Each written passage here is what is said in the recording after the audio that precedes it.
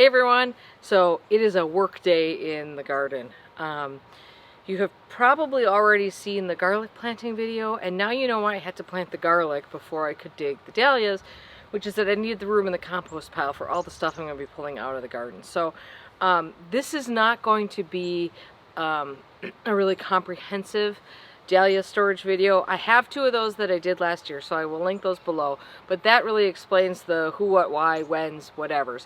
But I thought you might like to see how I'm doing it. Now, normally, I would suggest that after you have that frost, you go in and you cut off the foliage, because you really want all the goodness to go, all the energy to go back into the tuber. I didn't get around to that.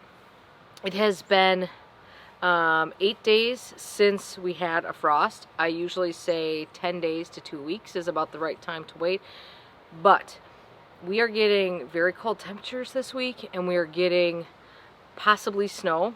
I dug dahlias in the snow last year, and it was a complete drag. So I'm going to hedge my bets here and just get these out now.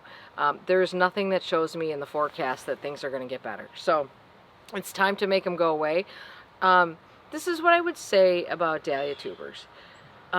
We all have these methods for storing them, and not everyone's method is the same. And yet a lot of people have success. So like with a lot of things in gardening, I think this goes to show that there isn't one way to do things. There are a lot of variations on the same theme, and all of them can be successful. So to get to the dahlias, I have to pull out some other stuff which has to come out anyways, which is annuals. I won't be cutting back.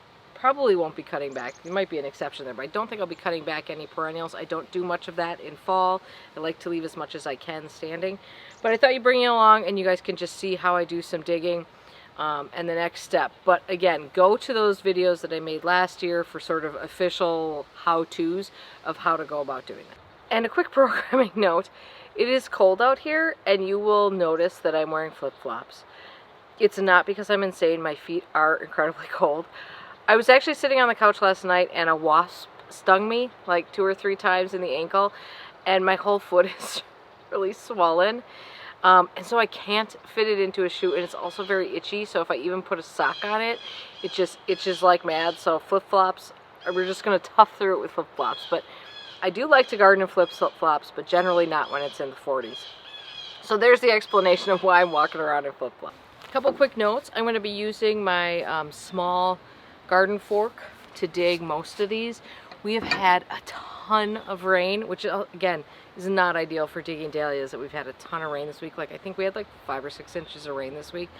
So I expect things to be fairly mucky, and I think this should help get them out without a shovel. We'll see. Go very carefully. I'm also going to use my gloves because of muckiness. These are the labels that I started using last year. These are the kind that can kind of go around the collar. Every dahlia that I pull up should have a label with it, but I'm ready in case they don't. And what I did last year is I got the color pack of these. I'll put a link to these in the description in case you're interested, but they're nothing special. They're just that kind that loop around. I got the color pack, which was sort of helpful because I tried to arrange them by color, so like all the labyrinth would get the same color, so it was easier for me when I was unpacking them to spot how everything goes together, because I do sort of, although I try to group them together, I do bundle them just generally. I don't keep each variety in separate bins. So that's what I have. And then, of course, a pruner to cut the stuff off. So, all right, here we go.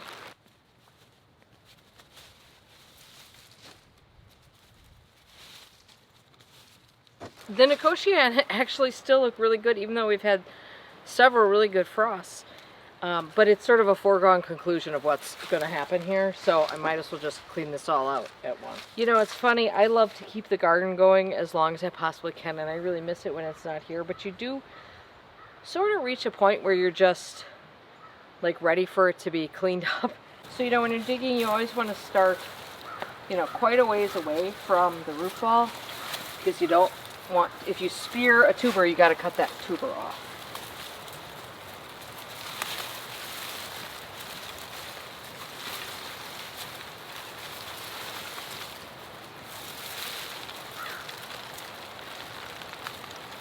Of course, you want to leave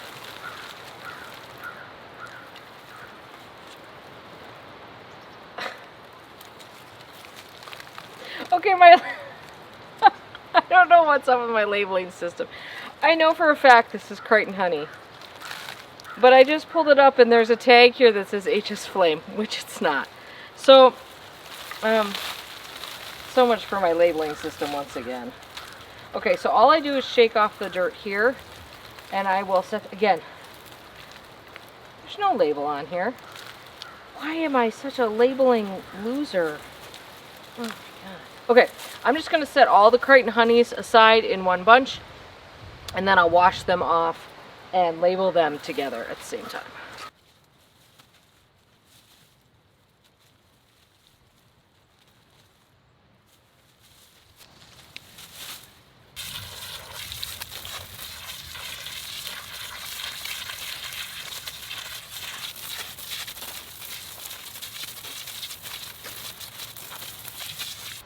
So I just want to show you up close one of these clumps of tubers. Now this is Crichton Honey, and this is one thing you need to know, is that some dahlias, all dahlias produce different size tubers. So if you go buy a tuber from somebody brand new, you might get this. This might be, if you buy Crichton Honey, this could be what you get right here.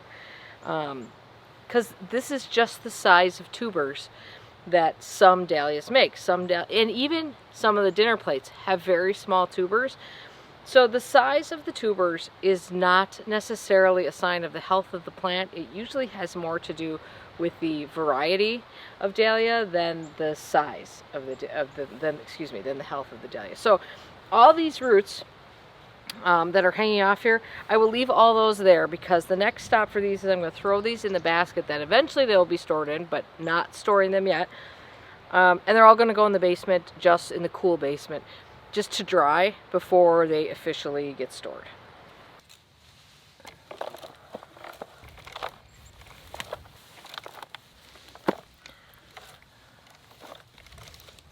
Okay, let's just do a little dahlia anatomy here. This is Linda's baby, and when I was digging it up, because I was not careful, which means you guys have to be so careful, this broke off. See how this is the rest of what was there. Do you see how kind of gnarly this one looks and old? This is the mother tuber, and I actually know it's a mother tuber because I can actually see where it was stamped on there with the name.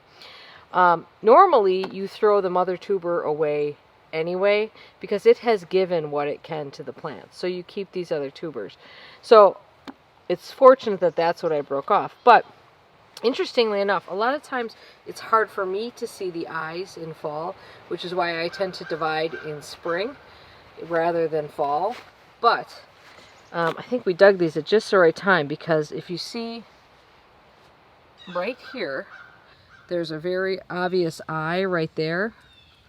And if you flip this over, there's an eye right there. So you know that if I divided this, I will not divide this anymore, by the way.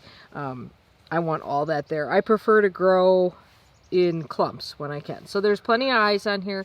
We'll be all good. But be careful when you dig them, or else you'll break one off. So make sure you always have an eye. So if you were dividing this and you cut this right here, you would have no flowers, no plant even. So you always have to look up here on the neck is where the eyes are going to be. This might actually be an eye too, right there. So I don't know if you can see what's going on here, but it just started snowing.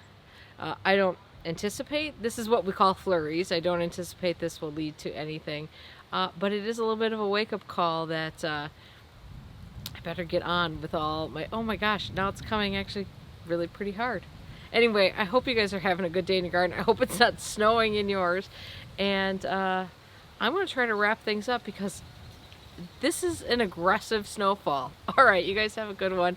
Remember, check out the links in the description below for real videos on dahlia storage tips, because I know a lot of you are asking and wondering about that right now. All right, see you soon. Bye.